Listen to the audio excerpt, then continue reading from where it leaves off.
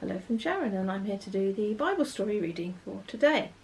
And we're looking at the Bible verses in 2 Chronicles 1, and it's verses 1 to 12. And we're going to start now. It's about Solomon. Now, do you remember David, the shepherd boy? The one who unexpectedly became king? Well, he turned out to be a great king, a really great king, over all of Israel. But of course, eventually, David became an old man and died. And his son Solomon became king instead.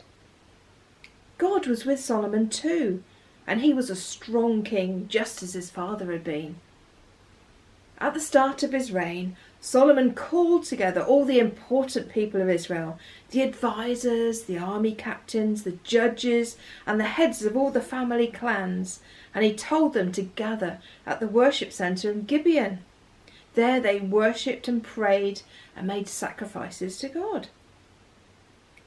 That night, God appeared to Solomon and asked him, "Solomon, what would you like me to give you? Ask for whatever you want."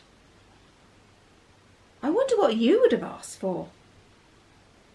What do you think Solomon asked for? Perhaps the fastest chariot. Or the most magnificent palace. Fame and fortune, maybe. But actually, no. He didn't ask for any of these things.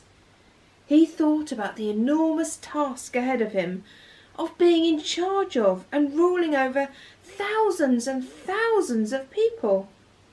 He thought about what a hard job it would be and what a great king his father David had been. And he thought about how much David had loved God.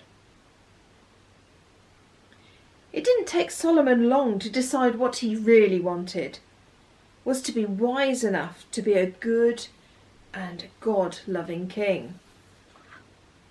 So Solomon said, "God, you showed great kindness and favour to my father David, and now you've made me king after him. Please give me wisdom and knowledge so that I may lead well. I can't do this job on my own. I need you to help me." And God was so pleased with Solomon, he smiled and answered, "Solomon, I can see that this request has come straight from your heart. I will gladly give you the wisdom and knowledge you have asked for. And because you chose wisdom rather than wealth and fame, I will give you those things too. In fact, you will become the wisest, wealthiest, most famous king there has ever been or ever will be."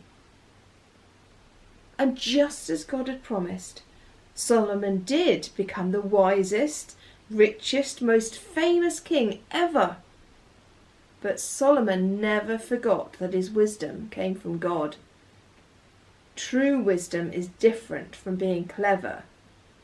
True wisdom comes only from God. And now over to Pete for our talk this morning.